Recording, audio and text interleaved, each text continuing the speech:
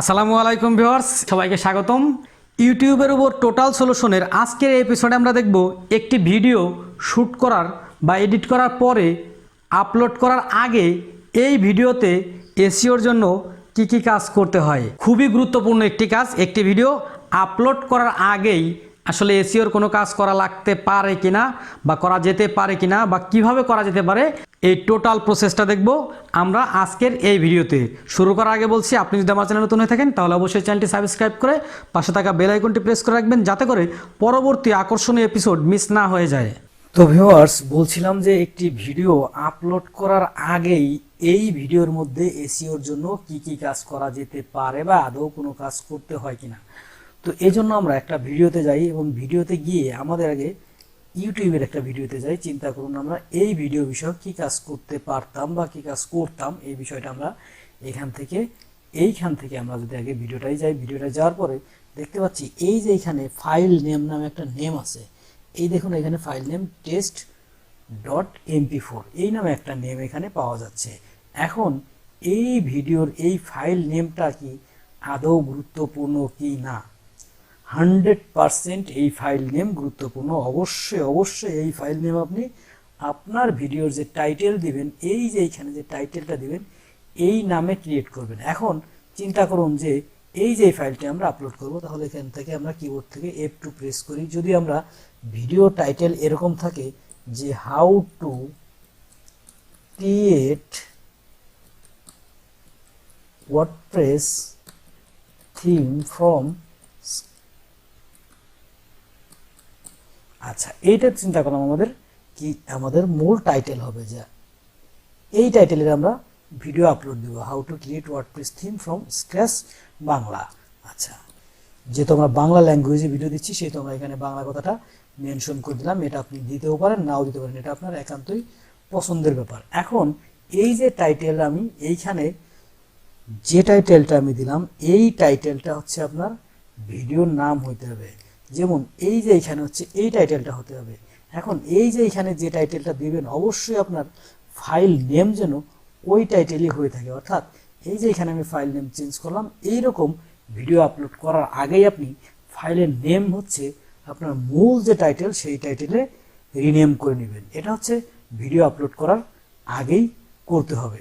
এখন এই কাজটা কেন গুরুত্বপূর্ণ? যখন আপনার এই যে এখানে আমরা দেখতে পাচ্ছি যে ফাইলের নেম, আপনার এই ফাইলের নেম এবং এইখানকার টাইটেল যদি সেম থাকে তাহলে এসইওর জন্য আপনার ভিডিও এক ধাপ এগিয়ে গেল।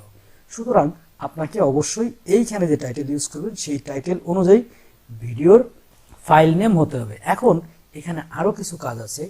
আরও কি কাজ থাকতে পারে? এটাকে যদি আমরা রাইট বাটন প্রেস করি, রাইট বাটন প্রেস করার পরে প্রপার্টিসে চলে যাই। প্রপার্টিসে যাওয়ার পরে দেখুন এইখানে বেশ কিছু ব্যাপার আছে। যদি আমরা ডিটেইলসে যাই, ডিটেইলসে যাওয়ার পরে দেখতে পাচ্ছি এই যে এখানে টাইটেল নামে একটা অপশন আছে। এখানে কিন্তু আপনি টাইটেল দিতে পারবেন। দেখুন এখানে এটাকে আমি পেস্ট করে দিলাম। এবার এন্টার প্রেস করলে এই টাইটেলটা এখানে চলে আসছে। এবার সাবটাইটেলটা আপনি মূলত ভিডিওর সাবটাইটেলটা কি দিবেন? এখানে হচ্ছে আমি এগুলো দিচ্ছি মূলত বোঝার জন্য বা দেখার জন্য। ওয়ার্ডপ্রেস থিম ডেভেলপমেন্ট টিউটোরিয়াল, এটা হচ্ছে মূলত আমার এখানকার সাবটাইটেল হয়ে গেল। এবার এটাকে আমি এন্টার প্রেস করলেই হয়ে যাবে। এবার রেটিং, এই ভিডিওটা রেটিং আপনি কত দিবেন? ভিডিওটা রেটিং আপনি 5 দিয়ে দিলেন। এরপর হচ্ছে গুরুত্বপূর্ণ একটা ব্যাপার, ট্যাগ। এই ভিডিওটা আপনি যে সমস্ত ট্যাগে সার্চ হইতে পারে এই সমস্ত কিছু ট্যাগ আপনি এইখানে দিয়ে রাখবেন। তো ট্যাগে কি কি সার্চ হতে পারে, আমরা যদি এইখানে এই জিনিসগুলো সার্চ করি, সার্চ করার পরে একটু দেখি যে এখানে রিলেটেড সার্চ কি আসে। দেখুন এই যে বেশ কিছু রিলেটেড সার্চ আসছে। সুতরাং এই রিলেটেড সার্চগুলো আপনি এখান থেকে ঠিক এইভাবে একটা করে কপি করে এইখানে আপনি ট্যাগ হিসেবে দিতে পারেন। এই একটা ট্যাগ দিবেন, ট্যাগ দেওয়ার পরে দেখুন অটোমেটিক একটা সেমিকমা চলে আসছে। এরপরে স্পেস দিবেন, স্পেস দেওয়ার পরে ঠিক একইভাবে আপনি এইখান থেকে আরও একটা ট্যাগ দিবেন। ঠিক একইভাবে এই যে এইরকম বেশ কিছু ট্যাগ আপনি এখান থেকে নিয়ে দিবেন। এই ট্যাগগুলো হচ্ছে আপনি রিলেটেড সার্চে যে সমস্ত ট্যাগ আসে ওই সমস্ত ট্যাগ আপনি ইউজ করবেন। এখন এখান থেকে আরও কিছু পদ্ধতি আছে, আপনি কিওয়ার্ড রিসার্চের মাধ্যমে সুন্দর সুন্দর ট্যাগ বের করে আনতে পারেন। তো এখান থেকে আপনি কতগুলো ট্যাগ দিবেন? এখান থেকে আপনি হাজার হাজার ট্যাগ দিবেন না। এখান থেকে আপনি মোটামুটি লিমিটেশনের মাধ্যমে মোটামুটি লিমিটের মধ্যে 4-5টা ট্যাগ আপনি এখানে ইউজ করবেন, 4 থেকে 5টা ট্যাগ ইউজ করবেন, যে সমস্ত ট্যাগ হচ্ছে আপনার এই কিওয়ার্ডের উপর সার্চ রেজাল্টের প্রথম দিকে বা রিলেটেড সার্চের প্রথম দিকে আছে, এই সমস্ত ট্যাগ আপনি এখান থেকে 4-5টা ঠিক এইভাবে এখানে দিয়ে দিবেন। তো দিয়ে দেওয়ার পরে এখানে এন্টার প্রেস করে দিবেন। দেখুন এখানে কিন্তু এবার ট্যাগগুলো চলে আসছে। এবার কমেন্টস, এই ভিডিও সম্বন্ধে আপনার কি কমেন্টস থাকতে পারে এটা আমি যাচ্ছি না। এরপর হচ্ছে আমি নিচের দিকে চলে আসছি, এই ভিডিওটা কত সালে তৈরি করা হয়েছে এখানে আমি ঠিক সুন্দরভাবে 2021 দিয়ে দিলাম। এরপর হচ্ছে এই ভিডিওর জেনারি, এটা হচ্ছে আমি আপাতত দিচ্ছি না। দেখুন এখানে বলা হয়েছে কি এটা মিউজিক না কি ক্যাটাগরি, সুতরাং এটা আমি এখানে দিচ্ছি না। এরপর আছে ডিরেক্টর, এই ভিডিও ডিরেক্টর কি, ভিডিও ডিরেক্টর হচ্ছে আমি নিজেই হচ্ছে এই ভিডিও ডিরেক্টর, সুতরাং এখানে আমি এই ভিডিওটার নাম আমি দিয়ে দিলাম। এবার আর কি আছে প্রডিউসার, প্রডিউসারের ক্ষেত্রে আপনি এই সেম নাম ব্যবহার করতে পারেন অথবা আপনার যে কোনো প্রডিউসারের নাম ইউজ করতে পারেন। এরপর হচ্ছে রাইটার, রাইটারটা কি স্ক্রিপ্ট রাইটার কে, এই ভিডিওর স্ক্রিপ্ট রাইটার কে সেটা এখান থেকে আপনি দিতে পারবেন। এরপর হচ্ছে পাবলিশার, মূলত হচ্ছে পাবলিশার কোন চ্যানেলে পাবলিশ হবে, এই পাবলিশার নামটা আমি সবসময় আমার চ্যানেলের নাম দিয়ে থাকি, ঠিক এইভাবে আপনি এখান থেকে পাবলিশার দিয়ে দিবেন। এরপর হচ্ছে কন্টেন্ট প্রোভাইডার, কন্টেন্টটা কে প্রোভাইড করেছে, এবং এরপর হচ্ছে অথর ইউআরএল, প্রমোশন ইউআরএল ইত্যাদি ইত্যাদি আছে। তো অথর ইউআরএলের ক্ষেত্রে আমি যে কাজটা করি যে আমার বিভিন্ন ওয়েবসাইট আছে, এই সমস্ত ওয়েবসাইটের মধ্যে এই রিলেটেড যে ওয়েবসাইট সেই ওয়েবসাইটটি আমি এখান থেকে দিয়ে রাখি। ঠিক এইভাবে আপনি এখান থেকে যে বিভিন্ন জিনিসপত্র আছে এই ডিটেইলসের মধ্যে এই জিনিসপত্র আপনি স্টেপ বাই স্টেপ দিবেন, যে সমস্ত যেগুলো প্রয়োজন। আমি এখানে যতগুলো দিলাম মোটামুটি এইগুলোই এনাফ, এর চেয়ে বেশি দেওয়ার প্রয়োজন হয় নাই, এর চেয়ে বেশি দেওয়ার প্রয়োজন নাই বলে আমি ব্যক্তিগতভাবে মনে করি।